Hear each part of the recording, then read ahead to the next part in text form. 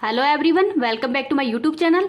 आज है 24 अगस्त और आज की क्लास के अंदर अपन जो आपकी फूल पत्ती वाली क्लास है उसका रिवीजन करेंगे। तो आज की क्लास वो वेरी इंपॉर्टेंट होने वाली है क्योंकि जो कल का दिन था वो सभी भारतवासियों के लिए बहुत ही गौरवशाली पल था।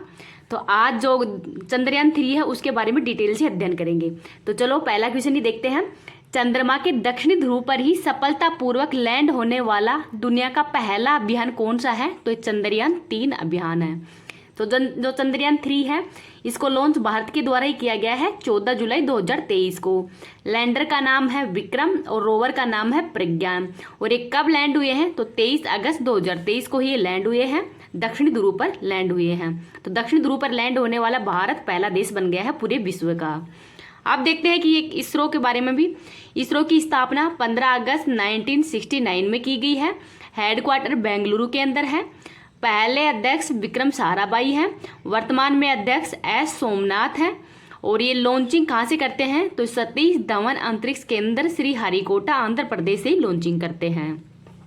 अब देख लेते हैं कि चंद्रयान 1 है, ये लॉन्च किया गया था 22 अक्टूबर 2008 को। रॉकेट का नाम है PSLV-C11 और इसमें केवल ऑर्बिटर मिशन ही भेजा गया था। और इसकी मतलब ये चंद्रयान फर्स्ट के द्वारा जो जल की उपलब्धता है उसके बारे में जानकारी मिलती है। चंद्रयान सेकंड इसको लॉन्च किया गया था 22 जुलाई 2019 को। रॉकेट है GSLV Mk3M1 और इसका वजन है 3850 kg। इसके अंदर ऑर्बिटर, लैंडर और रोवर भेजे गए थे। और ये दक्षिणी ध्रुव पर ही सॉफ्ट लैंडिंग करते समय असफल हो गया था। कारण क्या है असफल होने के? तो जो लैंडर की स्पीड है वो बढ़ने के कारण ही ये असफल हो गया था। तो इस असफलता के बाद में भारत के द्वारा अब चंद्रयान 3 है वो भेजा गया है। तो जो चंद्रयान 3 है ये लॉन्च 14 जुलाई को ही हुआ था। समय था 2:35। इसमें खर्चा हुआ है टोटल 615 करोड़ रुपए का। रॉकेट का नाम है LVM-3 M4 बाहुबली नाम से भी जाना जाता है। इसका वजन है 3900 kg। और ये 23 अगस्त 2023 को ही 6:04 पर ही चांद के दक्षिण ध्रुव पर लैंडिंग किए हैं। तो ये भी याद रख लीजिएगा। इसमें ऑर्बिटर है वो चंद्रयान जो सेकंड का ही उपयोग किया गया है। लैंडर विक्रम किया गया है और रोवर प्रज्ञान किया गया है। आगे देखते हैं, नोट लगा के देखते हैं कि चंद्रमा पर लैंडिंग करने वाले देश कौन कौन से हैं। तो पहले USA, रूस और चाइना है और भारत ऐसा करने वाला चौथा देश बन गया है। लेकिन दक्षिणी ध्रुव पर लैंडिंग करने वाला पहला देश है वो भारत बन गया है। वैसे चंद्रमा पर लैंडिंग करने वाला देश भारत फोर्थ है, लेकिन दक्षिणी ध्रुव पर लैंडिंग करने वाला पहला देश है वो भारत ही है।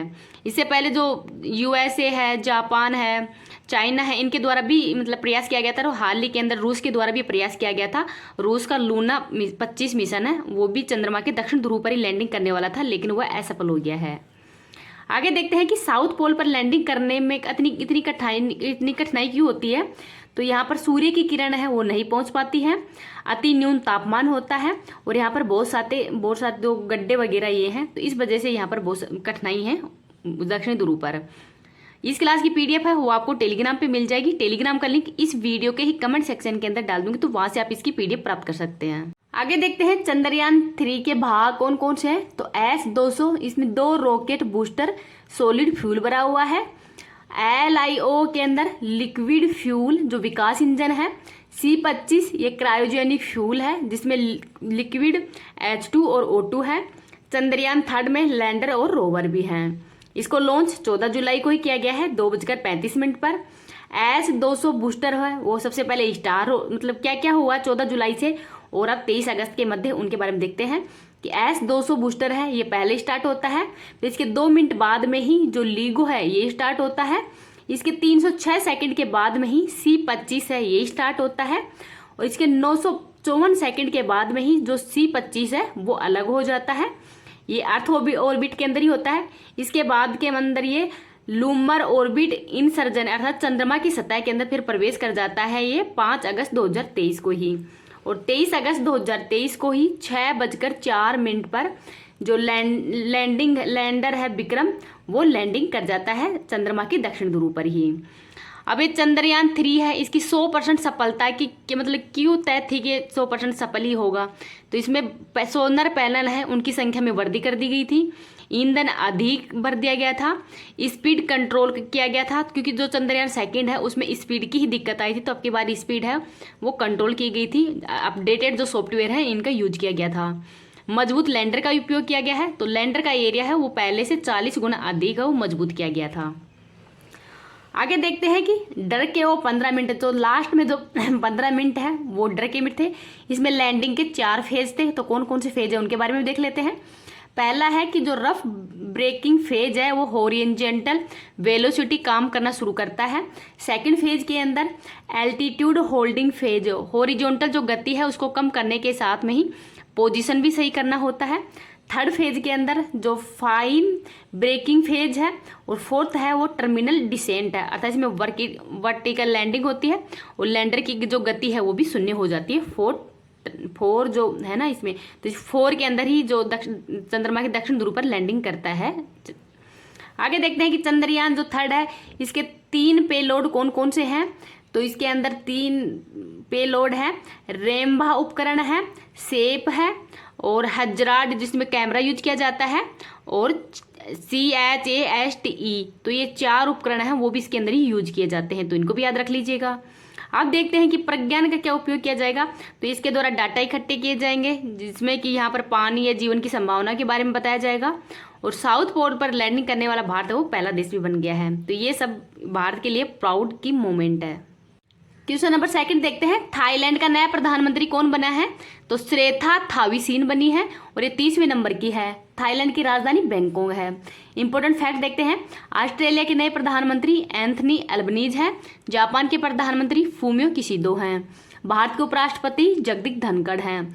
भारत के CAG कौन है। तो गिरीश चंद्र मुर्मू है, और इसका उल्लेख अनुच्छेद नंबर 148 से 151 तक किया गया है। भारत के महान्यायवादी R वेंकट रमणी हैं। CBI के निर्देशक कौन है। तो प्रवीण सूद है, और मुख्य सतर्कता आयुक्त कौन है। तो प्रवीण कुमार श्रीवास्तव हैं। तो ये भी याद रख लीजिएगा। आगे देखते हैं क्वेश्चन नंबर 3, भारतीय चुनाव आयोग के द्वारा ही किसे राष्ट्रीय आइकन घोषित किया है। तो सचिन तेंदुलकर को। तो राष्ट्रीय चुनाव आयोग है, इसकी स्थापना 25 जनवरी 1950 को की गई है। संविधान के भाग नंबर 15 में है, अनुच्छेद 324 से 329 में है। इसमें 1 अध्यक्ष और 2 सदस्य होते हैं। पहले मुख्य चुनाव आयुक्त सुकुमार सेन है। पहली महिला चुनाव आयुक्त है वो रमा देवी है, और वर्तमान में मुख्य चुनाव आयुक्त कौन है। तो वो है राजीव कुमार। अब देखते हैं इंपॉर्टेंट फैक्ट, हैंड एम्बेसडर व स्माइल एम्बेसडर है वो कौन बने हैं। तो सचिन तेंदुलकर बने हैं। ICC वर्ल्ड कप के ब्रांड एम्बेसडर शाहरुख खान हैं। महिला बॉक्सिंग चैंपियनशिप के ब्रांड एम्बेसडर कौन है। तो मैरी कॉम और फरहान अख्तर हैं, और इसमें भारत के द्वारा 4 गोल्ड मेडल जीते गए थे, निखत जरीन, लवलीना बोरगोहन, स्वीटी और नीतू पंगाल के द्वारा ही। 2022 के अंदर किसको आइकन घोषित किया गया था। तो पंकज त्रिपाठी को। तो इनका नाम भी याद रख लीजिएगा। आगे देखते हैं question number 4, Dholpur Karauli tiger reserve कहाँ पे है। तो राजस्थान के अंदर है, और ये भारत का 54वां टाइगर रिजर्व तथा राजस्थान का 5वां टाइगर रिजर्व वो बन गया है। इससे पहले राजस्थान में सरिस्का है, रणथंभौर, मुकुंदरा हिल्स और रामगढ़ विस्ताई टाइगर रिजर्व जो कि बूंदी के अंदर ही है। 53वां टाइगर रिजर्व रानीपुर उत्तर प्रदेश के अंदर है। प्रोजेक्ट टाइगर है 1973 में शुरू किया गया था। वर्तमान में सर्वाधिक टाइगर हैं वो मध्य प्रदेश में है। किस टाइगर रिजर्व में सर्वाधिक टाइगर हैं। तो Jim Corbett tiger reserve Uttarakhand के अंदर ही है।